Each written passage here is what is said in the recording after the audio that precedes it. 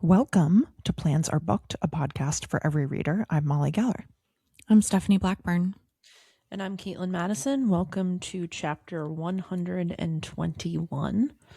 It's Memorial Day, and we are here recording a podcast after a very rainy weekend. Does anybody want to kick the catch-up off?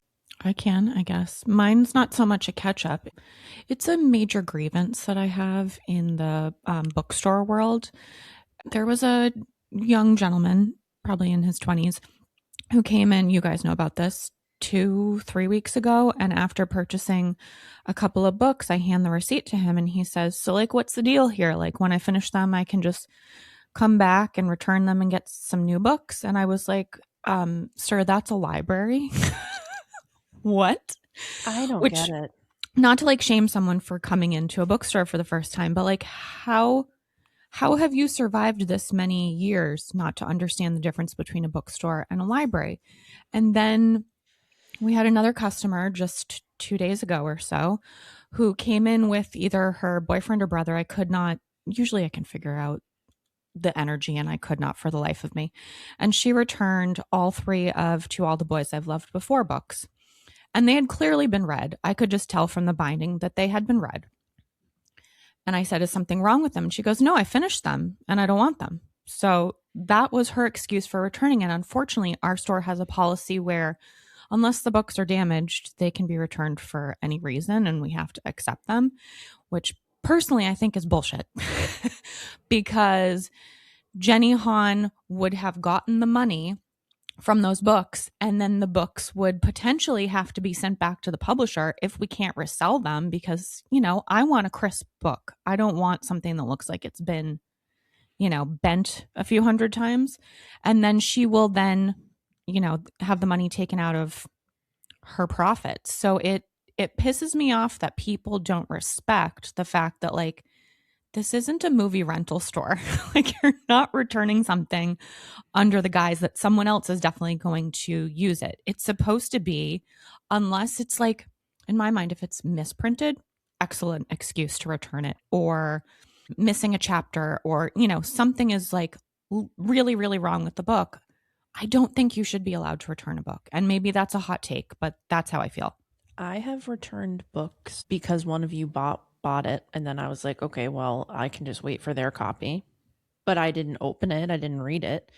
I've also returned books to Amazon because they've gotten so damaged in the mail that like, yeah, but that's different. Garbage. Yeah. That's fine. Yeah. It's not, but no, I'm just saying there are good reasons to return books. Those people just didn't know how bookstores worked.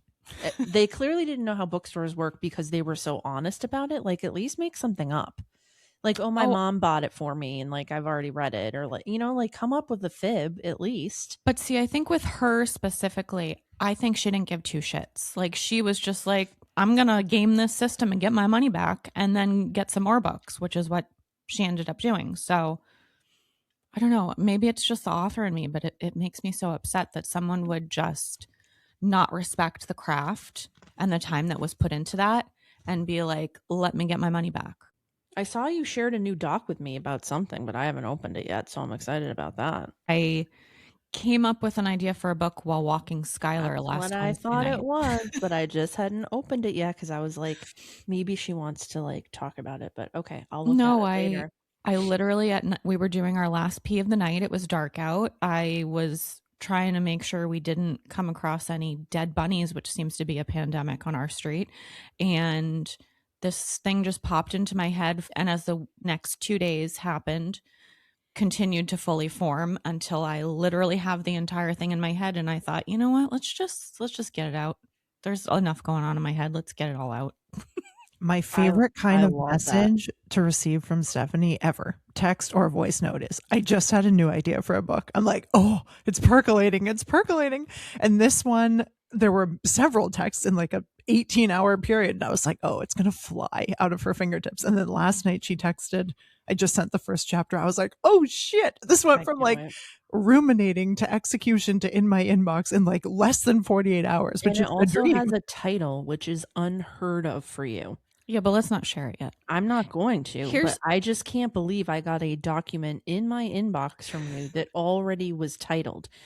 We usually are fighting for our lives coming up with a title. Everything's an untitled project from Steph. And it's like in the 11th hour, she finally arrives on something and we're like, oh, great. We actually have a name for like Steph Story 8.0. You know what I mean? Like, it's just so funny. Like, I like gasped a little bit when I saw it because I was like, this never happens. It's a song. Oh, It's a song. Okay. Mhm. All right. I like that we are giving a little hint to the Yeah, well, listeners. I'm going to start doing a theme where all my titles are just songs. One Tree Hill did that. Every single episode of all 25 seasons of that show, however many they had, was a song title, which I thought was really cool because song music was really important in that show. I went to Vegas for the first time. I did that. It's a thing that happened last weekend. I kind of can't believe that I went from this like fever dream 4-day trip to Vegas and then like came back and then it rained for like multiple days straight. I had socks on this morning. I was so cold. Um so that was just kind of like a wild transition, but I had never been there before. Molly had totally hyped it up. My brother thought I was really going to like it. I could speak for 4 episode lengths about it, so I'm just going to boil it down. If you have any inclination to go to the Sphere as a venue, follow it. You should do it. I am somebody that gets motion sick in the car. I did not get motion sick at the Sphere. Everybody sits down the entire time because the seating is so steep because you're basically in like the biggest amphitheater you've ever been in. Is it like the Omni Theater at the Museum of Science? Yes, but the seats don't recline. And it is like before the show, I went to see No Doubt. Before the show, they had the whole screen was just filled with scrapbook stuff from the last 30 plus years that they've been a band.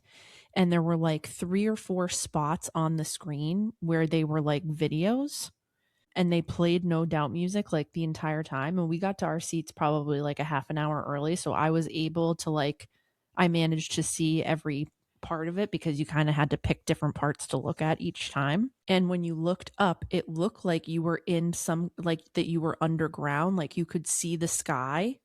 But then it was like a cracked opening. And I turned to my friend Julie and I was like, are we supposed to be in a time capsule right now?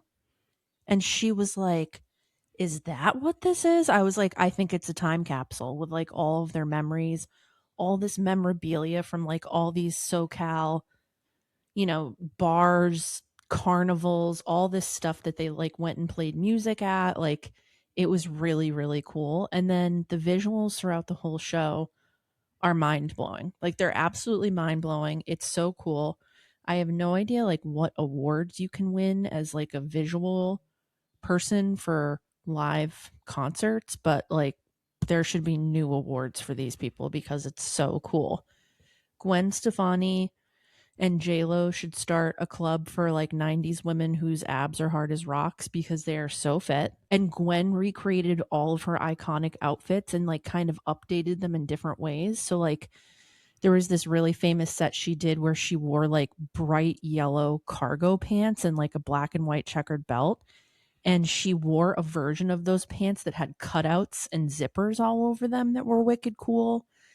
And then that famous like navy blue white polka dot dress that she wears in the Don't Speak music video, she wore like a sequin version of that during that song. So there were like all these really cool throwbacks that I was like, this is awesome. It was unbelievable. I can't wait to go back. The drinks, the buildings, the personalities, the amount of food you can order, the spectacles when you go into a restaurant, like everything is like bigger and better and dazzling and blinking and, whatever. Any whim that you have, it's pretty much available. Like I was in one casino at one point and this woman came over and she was like carrying, it kind of looked like a suitcase, but I did like a double look and it was like a folding table and she was like going around to people at the slots offering massages. And she had like a massage table. She was going to and this wasn't even like one of the nicer casinos. This is like one with the loose slots that I went to. I was like, this is freaking like any indulgence that you could possibly think of, you can get access to it in Vegas.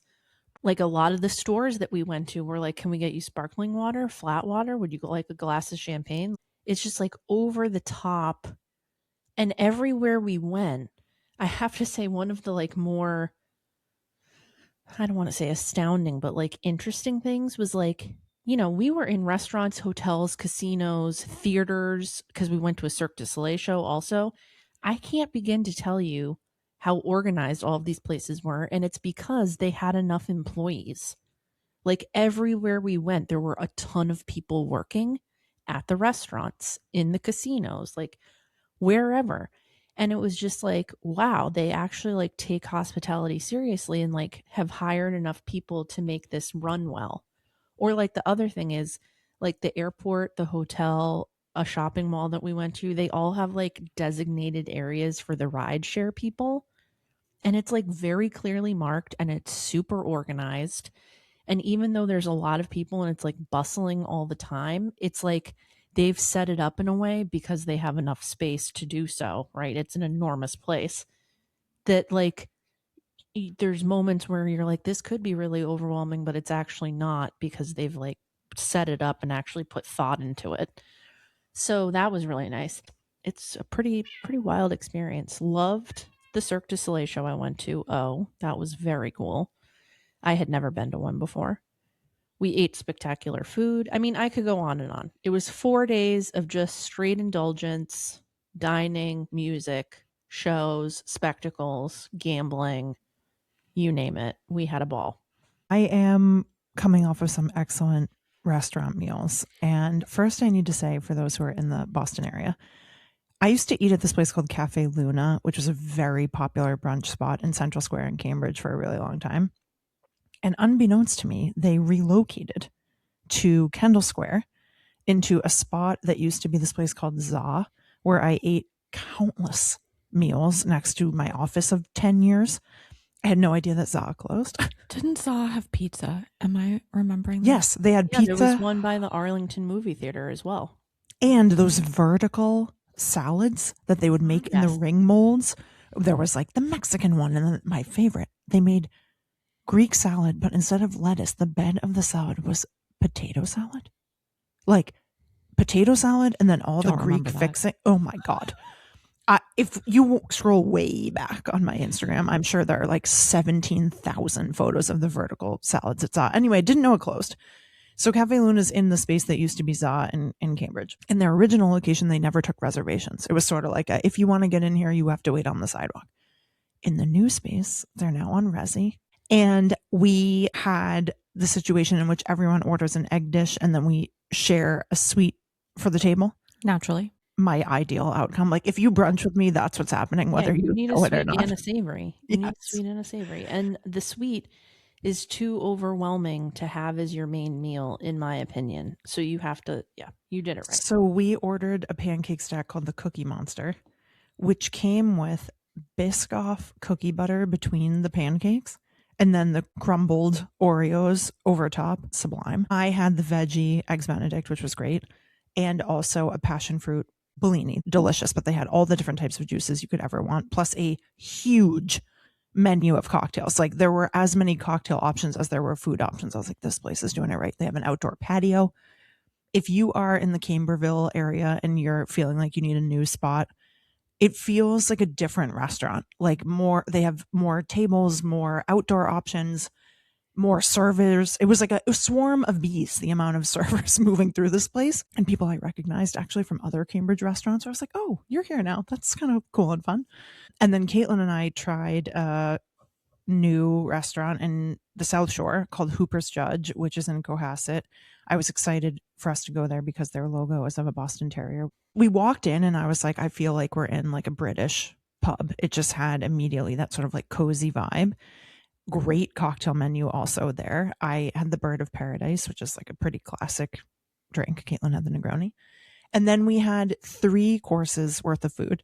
The waitress was like, I'm going to course this out for you guys because that's quite a lot of dishes. And I was like, yes, go right ahead.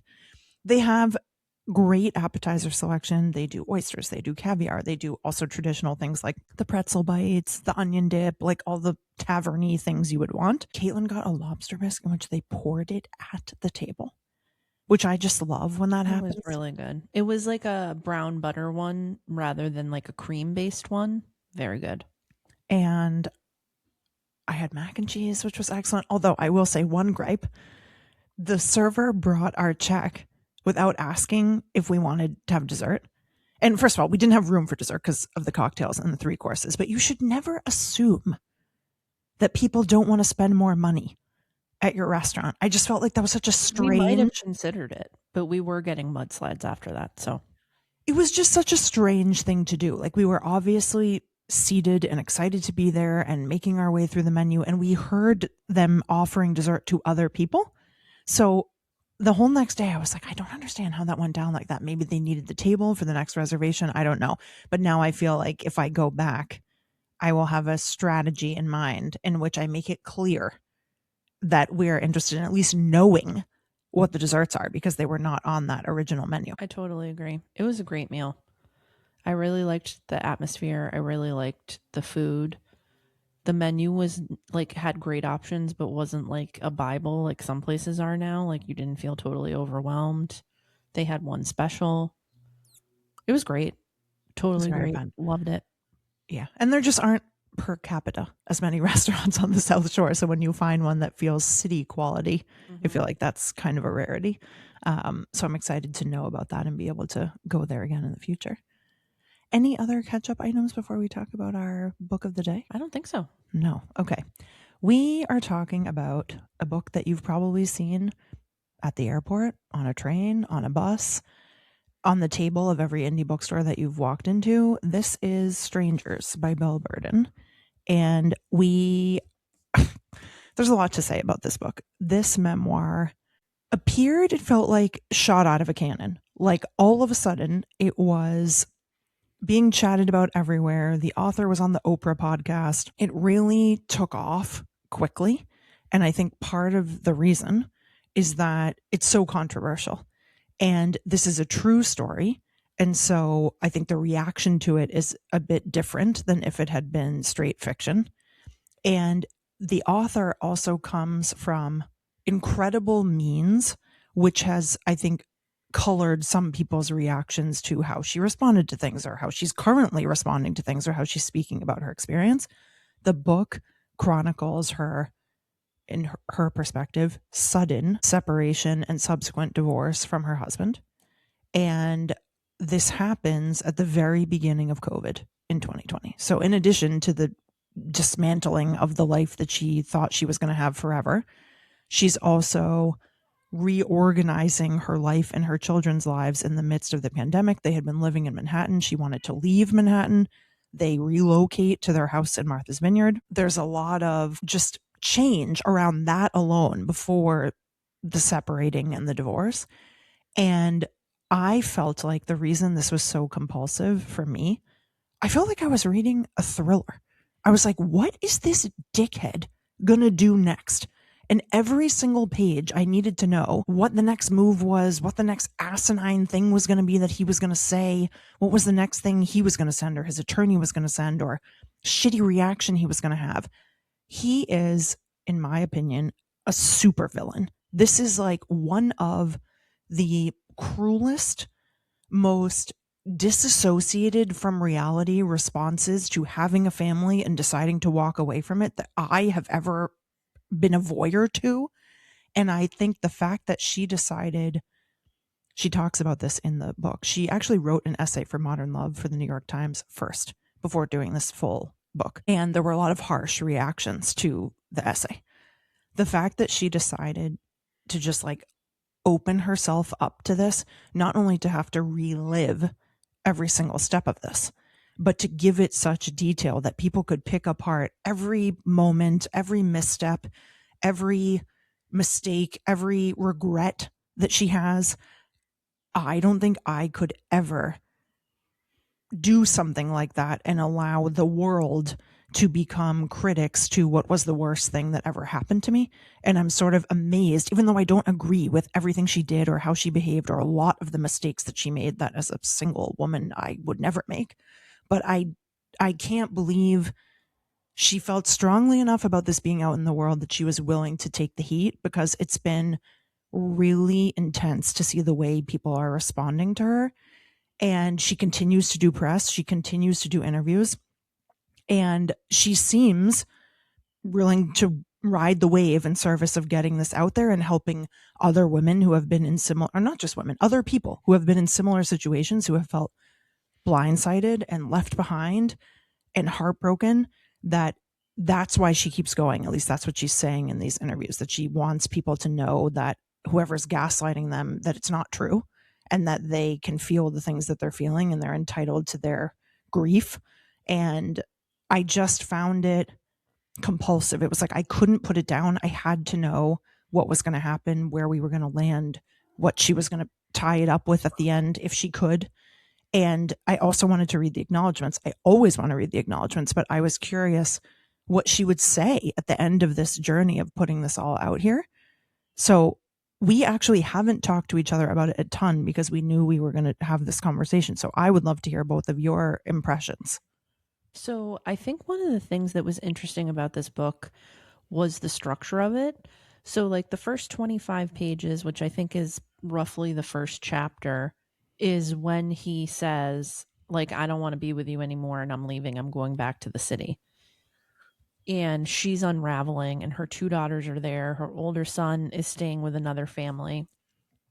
And she's like trying to be functional and has like really nobody to physically lean on. Like she's got a couple girlfriends that she can like call on the phone, but it's like a very isolating time for everyone. And I don't think that a lot of people probably had the headspace to like be able to be there for her because they're like, we don't know what's going on with the pandemic. Like our kids don't have school. We've got to figure out Zoom school. We got to do X, Y, and Z. Like not a good time to like need to lean on other people. And I think that one of the things that's like fascinating about it is that the level of, in my personal experience, that level of cruelty of just like cutting somebody out is kind of unbelievable. Like it's kind of like, I can't believe people are capable of that. But on the other hand, I also feel like it's something that I've seen most frequently in my personal life with people in my family or elsewhere when people have money. There's like a certain level of affluence where it's like, you're going to be fine. I'm going to be fine. Like, let's just call a spade and like da da da. And it's like very like heartless and very cut and dry. And she talks about them having a prenup and like all this other stuff. It's just, it's clear that marriage is like very transactional for a lot of people. And I don't think a magnifying glass has been put on that very frequently for people to realize that.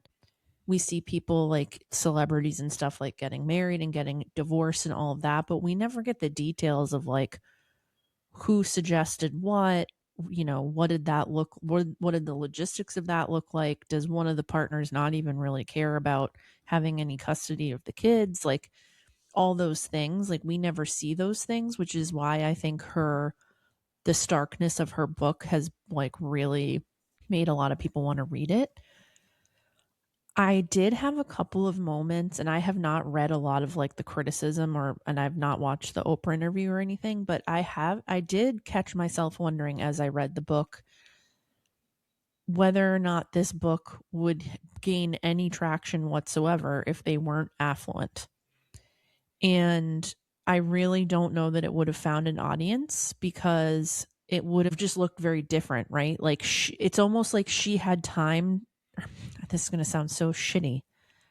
I don't mean this to sound as crass as it does, but it's almost like because she didn't have to worry about the financial piece, she was able to process like the emotional stripping of her marriage more. Whereas when other people who aren't as affluent have a divorce like that happen, they're in like survival mode and they have to focus on their children and like, do we have enough money?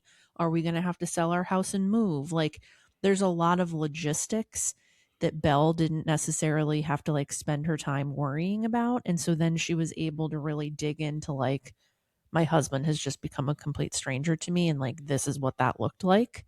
I want to And interject for a second and add yeah. maybe they wouldn't have immediately gotten divorced if he wasn't Yeah. financially able to leave.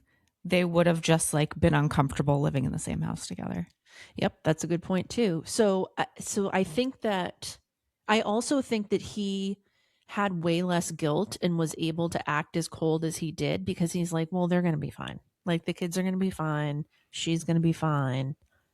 Like they don't really need me. Like it's just they're all going to like go on their merry way, and it's like that's psychotic because obviously that's like a huge emotional traumatic burden that you've just bestowed on every member of your immediate family because you don't care enough about them to like actually do any of this properly, and you basically are just abandoning them and saying like it's been a good run for the last 20 years but like I'm out, like I'm good. And that is like so freaking jarring. But I think a lot of people don't come to that real, like her kids are teenagers when all of this is happening. I think a lot of kids, if their financial situation was more dire and something like that happened, they might not even get the chance to unpack how emotionally traumatizing that was until they're much older because they're so focused on the day to day of like, do we have enough money for groceries? Like, can I still afford to go to my private school? Like, are we going to have to switch homes? Is mom going to have to get a different job? Like, they're so focused on those things that like they can't even get to that part. And so it's almost like I feel like there's a privilege there of like her being able to process a lot more of the emotional stuff because the financial piece was like not necessary for her to like totally focus on, which is crazy. The book is crazy. I have other things to say, but Steph, jump in. I think it's interesting because for me, I viewed this book from a very particular viewpoint of a child of divorce. And I think if you aren't, then you're viewing this probably with a very different microscope. Like I read it the entire time thinking about those three kids and what it would feel like to read this book and know what your father said and did and how little he cared for you. It like hurt me on such an intense level to read that. And I'm sure that I mean, who knows, but I would hope that she had gone over this with her kids before publishing and been like, are you okay if I tell you about this stuff? Or maybe the kids said, maybe I'll read it when I'm 30, but I don't want to know about it, which probably would have been me if I was one of those kids. But I felt like I don't know that I was able to view it strictly from Belle's perspective because I just kept thinking about these poor kids who one day are going to feel so negatively. I mean, maybe they already felt negatively towards their father. Like kids are perceptive. They had probably picked up on a lot of stuff growing up in that household. The other thing I want to say is that I've been recommending this to women who come in and are asking for like, I'm going on a trip and I need a book. And I'll be like, okay, what genre are we into? And they'll start to talk. And as long as they're into like commercial fiction / maybe mystery thriller, I'm like, okay, I'm going to recommend you kind of a weird recommendation. This is actually memoir, but it reads like a fiction book. And I think it's very important for every woman to read this from a, not like a protective standpoint, but just to sort of understand. You can think, oh, I don't need to worry about any of this stuff because we love each other and nothing bad is going to happen. And be completely blindsided financially, emotionally. And the woman that I handed it to probably 3 or 4 weeks ago, I start telling her about it and she goes, I don't know my husband's laptop password. And I was like, oh, no. Here, take this book. Cautionary tale. Yeah. Cautionary tale. But I think it's really important to never go into anything blind because people aren't always showing you their true selves. People change and you may love someone, but you still need to have like some degree of protection should a bad thing happen. If something happens and you have to like stand on your own 2 feet alone, how are you going to do that? And I think not enough people enter into a partnership really thinking about, they're just hoping for all of the like wonderful moments and that person would never hurt me. But I think you just, maybe it's the cynic in me. Like, I think you always need to just have a parachute, maybe not like a $65 million parachute, but I think bouncing off of what you just said, it's also a situation where they had similar goals. She felt like they had good communication about money and the kids, and like they were on the same page. And I'm finding, I'm in my 40s and I'm nearing like double digits on the amount of friends I have that are divorced. And a lot of it is because they didn't have those conversations. So when I was reading it, I was like, oh, she's feeling a little blindsided because the big convos that they tell you to have before you get engaged or married, like they did them, right? Like the big one is, do you want to have kids? The next one is like, how do you want to handle the finances?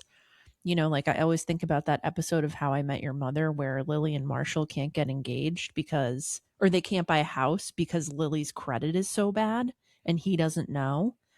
And I'm like, yeah, that's like a big one. Like you gotta like have those really like not fun conversations about where you're at, because otherwise you're literally basing your entire marriage on like a farce. Like the other person doesn't have all of the details because you're afraid. And so I think that she was kind of under the veil of like, yeah, we did the hard work and like we know each other and like we want the same things and like he's a great dad and we're getting it done and all of this. And then that's, yes, it's important that you did those things and you probably had a successful relationship for 20 years because of those things, but like they have to keep, you have to keep checking in. Those things have to keep occurring. Not that I think her husband would have been very forthcoming with things if she had actually asked him about some of this stuff, but because he was so closed off and so like black and white and finite with how he did things throughout the end. And the other thing is like when she initially finds out and confronts him, he's apologetic. And somehow in the next like 6 hours overnight, he's already made up his mind and he's out of there. Mm-hmm. So to me, like he was never being fully open with her. He was like making decisions in their lives on his own without talking to her.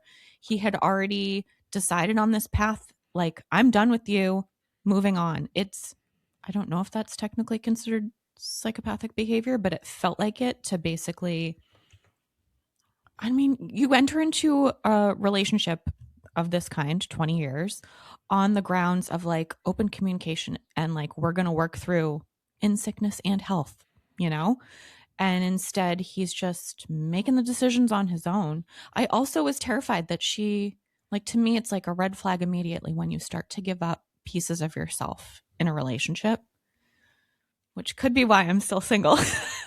Yeah, no, but it terrifies me. Yeah. I think that a lot of people do make sacrifices and they're like, well, this is for the benefit of the whole family. And it's like, right, but like, is it even? Like, have you been doing all of the sacrifices? Because you kind of need to take turns. I only marked one thing in this whole book. I'm going to read it. This is obviously Belle's perspective the whole time. My stepmother, Susan, called me several times a day. This is right when they break up. We were very close, bonded from the moment she entered my life in 1972. She wept with me, both of us quiet as we cried. She was the only person who tried to reach James. She emailed him in the second week, writing that in her 45 years of practice as a family therapist, she had never seen someone leave a marriage so cruelly. She begged him to speak to me, to do therapy with me, to try to end the marriage kindly, honorably.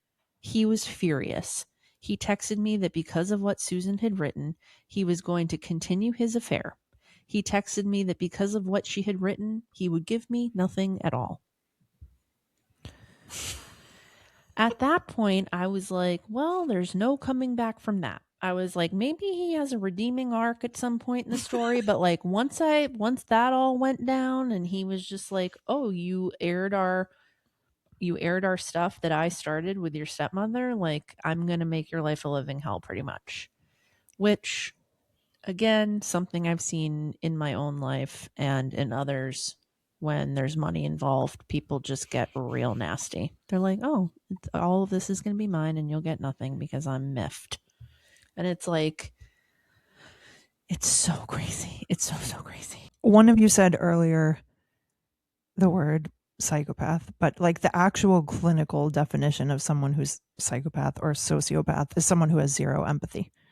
And when he was making all of these decisions, I was like, wow, this is actually moving into that categorization. The cruelty, the zero regard at all for his children in any way. And the can you make me a sandwich while I'm basically like burning down your life? This is one of the most viral things that she's been asked this question over and over and over again in all of the media and podcast interviews, is this moment where he just blew up their life and then he asks her to make him a sandwich.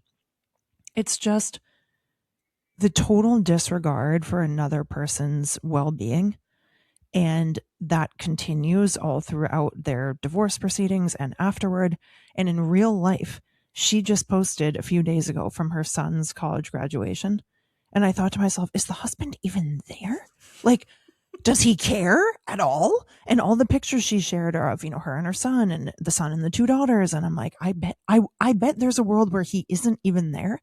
And he maybe just texted him like, congrats, bud, or like wired him money and then just let it be.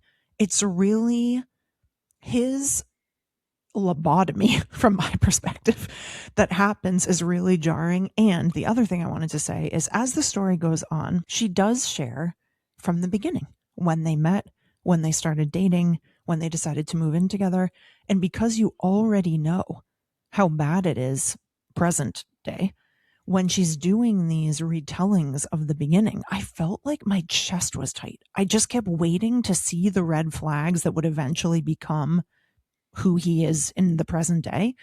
And honestly, when she was describing their early courtship and their trips to Europe, I was like, I mean, I kind of get why she was into him and felt like they had a strong partnership and like they were building their young lives together in New York. And, they invested in this building that was going to build new apartments and they were excited to move in there together. And in the early years of their relationship, at least for me, as I was reading it, I was like, I get why she was all in with him and feeling like this was a person who she could have a future with.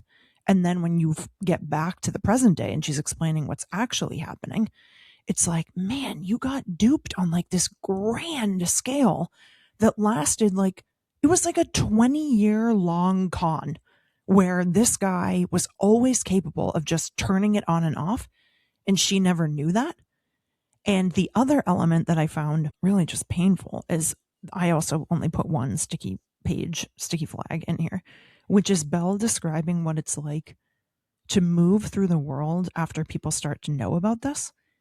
And she says, another day on the wide two-way street between town and the club, I saw a man biking in the opposite direction. I waved and expected him to keep going. I didn't know him well. He was married with 3 kids and famous in the world of professional sports. But he stopped, got off his bike, and walked over to my side of the street, holding the bike by the handlebars. He said, I want you to know how sorry I am that this happened to you. He asked how I was doing, how the kids were doing. He said, I don't understand a man leaving his family like that. I felt each interaction in my body. A joyful lift when someone was warm, when someone acknowledged me and what happened, a crash when they didn't, when they avoided me. I was inviting all of it, the roller coaster of emotion, almost like I was asking people to declare themselves in one camp or the other. Not between me and James, but between connecting with me or not. As I put on my sneakers each morning, I braced myself, not knowing what would come next. To have to walk out your door every day in a community where you've always been known as being part of this power couple, and then to not know if someone is going to be like, yeah, sucks for you, or I'm so sorry, come over for dinner, this is devastating. And I remember there's a specific page where she's talking about they belong to this country club, and there were whispers that they might not both be able to stay members. And she was devastated at the idea that this place where she and her kids had been every summer for however many years might just be stripped from them if the club decided that James would be the one who gets to stay. And she had built this life where she's one of all of the families that spend their time there. And that's, the joy of their summer. And she started walking around being like, are they just going to walk up to me one day while I'm like at the tennis court and say like, sorry, ma'am, we need to escort you out now? So it didn't go down like that in my family. I'm also a child of divorce, but it did work out that when my parents got divorced, my mom was like, I can't really afford to like keep being a member here because I'm going to be responsible for like half of the dues or whatever. I remember she asked my dad because like I did swim team there, Brad played tennis, like we were involved there. Like we didn't go to summer camp, like we went there instead. We were there literally every day. And like I did diving, I did like swim lessons so that I could become a lifeguard, like all this stuff. And my dad was just like, oh, well, like, because my mom was like, could you just like, she's like, I don't have to keep my membership, but like, could you keep it so that the kids can keep doing their thing? And he was like, no. It's just stuff like that. Or like another time, like I remember like I went in to get my braces checked and he just like hadn't paid any of the bills and like very easily could have. And it was like a family friend that was our orthodontist. So he was like, don't worry about it. And we were like, no, that's like not how that works. And it was just like he didn't feel like doing it, so he didn't. And he didn't care that it was like embarrassing for us, like at all. Like there were some parts of this book where I was like, yeah. And honestly, like part of me thinks like in terms of the kid aspect, I do think that there are a lot of men that do not feel very connected to their children. And I think that it's typically in families where the mom is the caregiver all of the time and the dad like works, 50 or 60 hours a week and is kind of just like in and out for a meal here and there and is like not super involved. So I think it's really sometimes not that hard. I think there are some aspects where they do feel pretty disconnected and so it's not that bizarre for them. I mean, what James did in the book and in their lives is like unbelievable. But I think that there are a lot of dads out there that are like, yeah, if I see my kids every other weekend, like it's not that much different than like what our setup already is, you know? And it's just like, it's crazy to think that that is how that goes. I did have a question, and again, I haven't looked at any of the interviews, so maybe she already answered this, but I am curious, like, when I was teaching English, we would talk about like author's purpose, author's intent a lot. And I was thinking about what Belle's intent was with this book. Like, it's a memoir, but did she want it to be a cautionary tale? Was this something that like her therapist was like, you should start writing? And then she wrote into the New York Times and they were like, the feedback she got was like, this should be a whole book. And then she like felt spurred on to do that. Like, and we did talk a little bit about like how this might be received by her kids or her friends and family. And I know that James in real life, named Henry, has like disagreed with some of the things that she put in the book and was like, that's not how I remember it.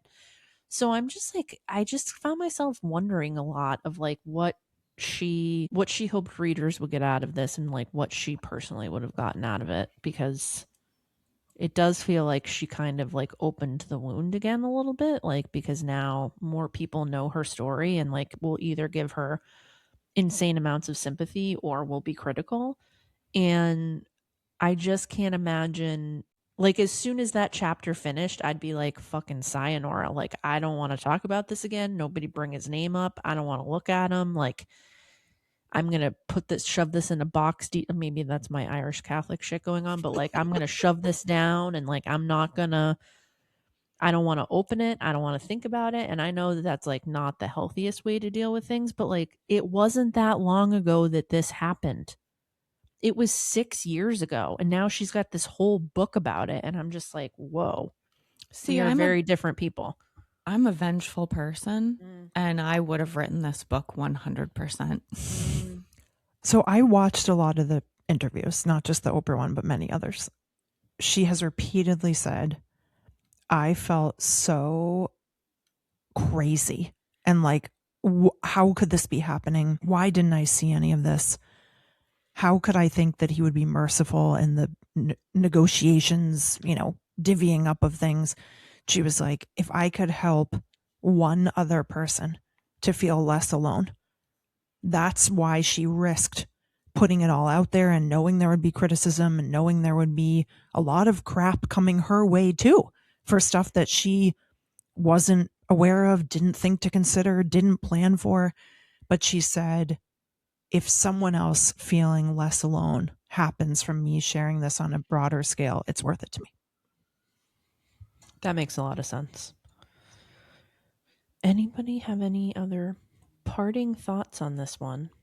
This is such a fast read. Like, I could not believe how quickly I tore through this. So again, if you're going on a trip this summer, if you're going to be sitting your butt at the beach or a pool or something, like, it's a page turner. You're going to want to know what happens, but you're also going to shake your fists a little bit.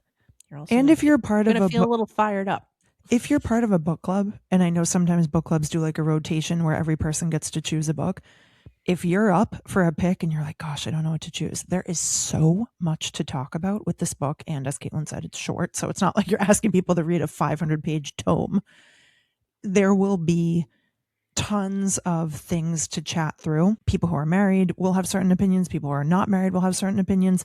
People who have lived through a divorce will have opinions. I think there's so much to dissect here. And also just the vulnerability aspect of it, I think, opens up so many questions. And I think we'll be seeing this as a book club choice for people for the rest of the year. Like, this is really going to be one that continues to be talked about. And I will be so curious if after this, she writes anything else, like fiction or otherwise. I just think now that she has the platform and she's moved quite a number of copies, it will be interesting to see if writer is a persona that she wants to continue, or if this really was about purging the story from her system, having the chance to, make other people feel seen. Maybe this will be a one and done. Who knows? Well, and then she'll get money once the movie/TV show, whatever comes out. Thank you, Stephanie Mae Blackburn. Gwyneth Paltrow is going to play Belle Burden in the adaptation of this story. It's perfect. It is perfect. It is so perfect. It's not sickening. A conscious uncoupling. No. And also, like, people kind of hate Gwyneth. Like, the goop of it all is like the affluence. It's perfect. And I hope it comes out in 2027. I hope we don't have to wait very long. What is everyone reading right now? I'll go first. I can't actually talk about the plot of this because I'm reading the second book in a series. It is Sable Sorensen's Furybound. So what I do want to say is that Direbound, which is the first book, was self-published back in I don't know if it was 2025 or 2024. And one of my coworkers, Crystal, brought it into the store and started hand selling it. And she hand sold the shit out of it because she is a really good salesperson. And also she loved the book and was feeling very passionate about them succeeding. And they had the second book done and it was going to come out last November, I believe. And then they got picked up by a traditional publisher. So the book was removed and they republished it with beautiful sprayed edges. And now a couple weeks ago, book 2 came out. And what I love about finding your people in the book world is that I have 2 coworkers that have been reading this at the same time I am. So we're constantly texting like what page we're on. And shout out to my coworker, Abby, who has been sort of like on the bandwagon, but delayed. So like when we were all getting amped up about the second Shield of Sparrows book, she hadn't read the first. And it had been a year since I had read it. So while she was finishing it, she sent me a 20-minute voice note on her way to work where she basically told me the entire plot of the first book as if they were people we knew and she was gossiping about them. I've saved it. It's fantastic. And it reminded me all the things that I had forgotten. And then, we jumped into book 2 and I felt, because, I need like a previously on. So she did that for me. It was literally a 20-minute voice note. It's the longest voice note I've ever received. So I just love when you have people who are as excited about a book as you are, and you can just be like, oh my God, I hope this happens. Or, like planning, what do you think is going to happen this time because you're invested in like certain characters and not invested in others. And yeah, it just makes me happy. Okay, I'm sorry. I'm so distracted by a 20-minute voice note. I think my record is 8 minutes. And every time I even go that long, I feel bad where I'm like, oh my God, that's so much to listen to. Well, and what was so funny is, so she lives in Alston or maybe Brighton, and she takes a different route than I do. And I could hear her going over the bridge, hitting the like dun-dun, dun-dun, dun-dun for like a couple minutes of the conversation. when you live in Boston, just noises that you're like, oh, I know where she is right now. Jeez, That reminds me of that scene in the movie Sneakers, which if you haven't seen it, you should, where Robert Redford like gets kidnapped and he is in a van blindfolded, and the blind guy in their like pack of, they're all hackers. He's like, "What did you hear?" And then he makes the different sounds of the grooves on a bridge, and he's like, "They were closer together." Okay. They were a little louder, like high pitched, louder, like a low tone, like, and he's like playing around with this soundboard. And then he's like, "Congratulations, I'm making you an honorary blind person. Like, this is unbelievable." Is that weird that was one of my favorite movies when I was like 10? It's still one of my favorite movies. My brother and I all the time. There's a part in the movie where they're basically duping this dweeby guy. They need to get intel out of him. And so they like insert this woman, they like make her go on a date with him, and they say that they like matched on an online dating thing, and like the guy that they're trying to dupe is like, "You're telling me a computer matched him with her?" Because they're like way off, and he's like, "I don't think so, something is fishy." And my brother and I use that line all the time. "You're telling me a computer matched him with her?" It's a great movie, you should totally see it. It's Dan Aykroyd, Sidney Poitier, Robert Redford, River Phoenix. It's so good. It's so, so good. Molly, what are you reading? I am deep into off-campus land. Yep. I am reading book number 2, which is The Mistake, which is the story of John Logan and Grace Ivers. I started this book yesterday, and I'm on page 280. Yep. I'm very into this, and I jokingly texted Steph that there's a scene in the first like 15 pages where Logan finds himself at Grace's door and she offers him gummy bears and he says, "Marry me." And I'm like, oh, I'm like already so in on this. It's interesting. I read the deal before watching the adaptation. Now that I have seen the adaptation, I am unfortunately picturing John Logan in a very specific way, which isn't bad. It's just my imagination is not necessarily as open as it might have been. I have very specific visual identities, or like anytime Hannah and Garrett are mentioned, like there are formed ideas in my mind of what these people look like. You both had warned me that Tucker's casting in the show does not quite match his description in the books, which is even more evident in this book. I'm loving this. I really hope to finish it tonight. I just love being down a rabbit hole, like really and truly. I love watching the show, watching the fan edits, listening to the soundtrack, racing through these books. Like it feels, not to be hyperbolic, but I feel like alive, that I am trying to like consume. No, it's a drug. Being in a fandom is being on drugs.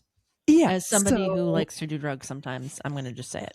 And like it is a high that is hard to achieve. And like sometimes when a show, like I'm going to say Heated Rivalry, because that was like a rabbit hole that lasted months for me, like months. Yeah, we're not even a week into the show being out. Yeah, Heated Rivalry. Yes, we are, because it came out on a Wednesday. We are. Today's Monday. It came out on the 13th. Yeah. And today's the 25th. Yeah. Oh my God. It's okay. It's been a week and a half. That's correct. Yeah. I'm unwell. That's how far down the rabbit hole you are. You don't even know how much time has passed. With Heated Rivalry, it's just so interesting to me because when the Heartstopper show came out, I like, not to brag, but like out of all my friends, like I was like all over that freaking show from like day one. I was like on my third rewatch and people were just like, "Have you heard of this show?" And I remember I went to Target to get the books and I was like, I went online to make sure you had these before I drove over here and I don't see them anywhere. And the guy was like, I feel like he's like, "I don't know what those books are, but I feel like we just got a box of them. Let me go in the back." And he went in the back and they had just like gotten a box of the Heartstopper books.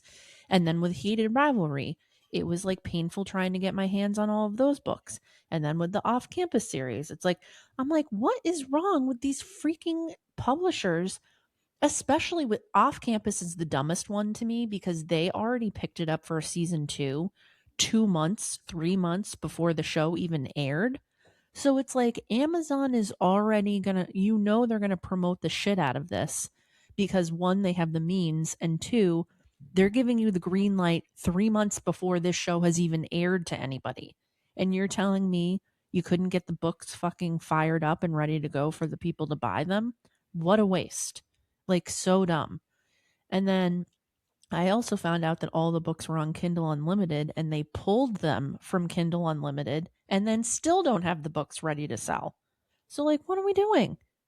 But back to the rabbit hole thing. Oh, yeah. It is, you feel high. You feel like you're an addict. You feel like you can't possibly get enough information. The internet has made us like so parasocial, and we're like, these people are our friends. Like, I know everything about them. I know like where they went to school. I know who they dated. I know like how they ended up being on this show. Like, you get into the lore of these people as if like you're friends with them. You know what I mean? And so it's great. And the more of it that they create, like I know for a fact that a lot of these people, when they sign on to do shows like this that already have a fandom, the things that they have to agree to in terms of doing press, it's like, okay, you will be available. You will be able to drop everything the entire month of May when this show premieres so that you can go and talk about your favorite karaoke song to sing for like the 19th time with BuzzFeed, and it's gonna like you're gonna be delirious by the end of it, but like, and we're sorry if you have other jobs lined up, but like you are locked into this like 1 month of time where you're just gonna get absolutely annihilated with press, and we gobble it up, and that's why they do it. I am reading a book that I might not finish. I'm gonna just be real open about it. It's called 200 Monas. It's a first time author, Jan Sains. Our girl Emma Brody is one of the blurbed authors on the back. She said, 200 Monas grabbed me by my belt loops and took me on a hell of a ride. By turns lush and biting, this is an intoxicating hometown goodbye novel with a fierce heart and chemistry that won't quit. Written with unrelenting wit and bold sensuality, Sands tours readers through a dreamlike Texas underworld of pain, pleasure, love, and loss, exploring how trusting another person can be the headiest drug of all. I couldn't put it down. I am Quite the 90 blurb. I know, I'm 90 pages in. It's called 200 Monas because when the book starts, the main character's mom has just died. The main character's mom was like a crystals seance, wore a lot of moo-moos kind of person, and her side gig was always like hustling drugs, but only to women. She would only sell drugs to women.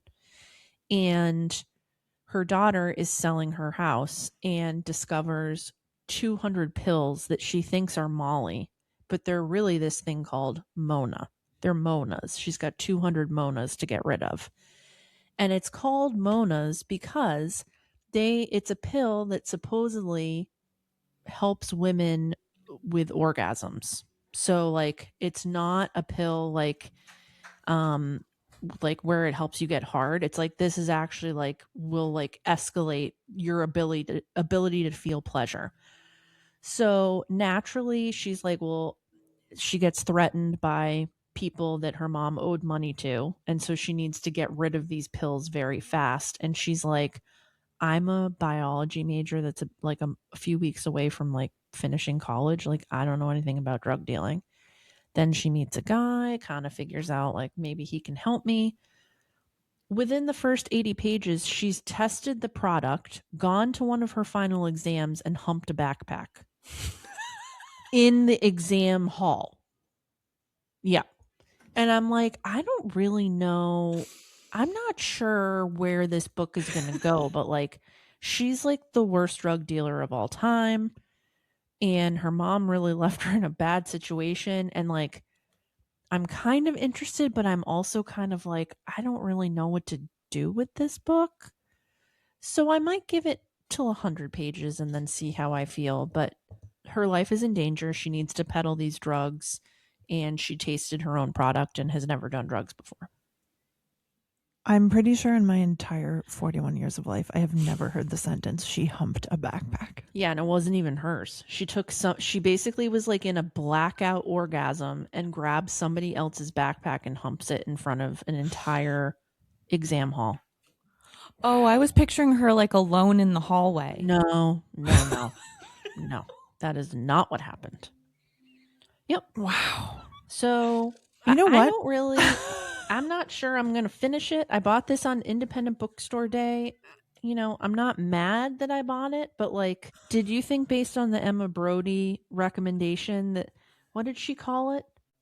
Intoxicating Hometown goodbye novel. I'm like, I don't know. I'm like a third of the way through, and that's not the sentiment I'm getting. But maybe, I don't know, maybe it changes. I have no idea. Yep. I think that's a great place to end it. Yeah, I went for it with this one. That's all I'm going to say. Really took a risk buying 200 Monas. And in the blurb when I was reading the inside of the jacket, it really did seem like she was going to be peddling Molly. I had no idea that it was going to be this other thing. Wow. Yeah. Listeners, if you want to see the full list of books that we talked about today, you can follow us on Instagram at Plans Are Booked. We share the full list of everything we mentioned in every episode. You can write to us at plansarebookedgmail.com. If you liked what you heard today, we would be very grateful if you would leave us a 5-star review on Spotify or Apple Podcasts. It really helps people find the show. And until next time, our plans are booked.